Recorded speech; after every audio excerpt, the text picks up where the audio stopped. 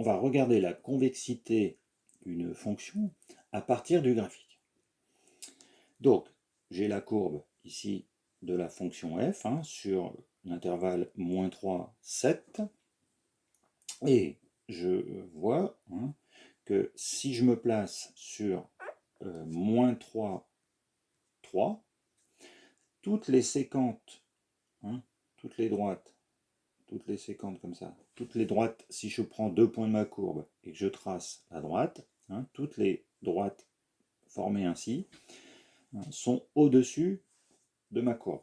Donc si j'en trace une ici, je peux en tracer une ici, et ainsi de suite. En fait, donc toutes ces séquentes à ma courbe sont donc au-dessus de la courbe.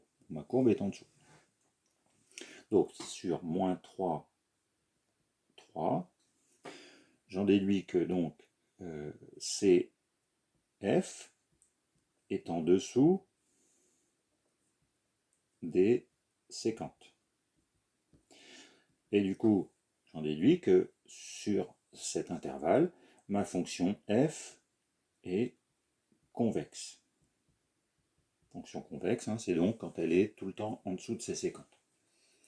Par contre, si je me place sur 3, 7, c'est l'inverse, puisque quand je trace, vous voyez, les séquentes, donc sur 3, 7, CF est au-dessus des séquentes.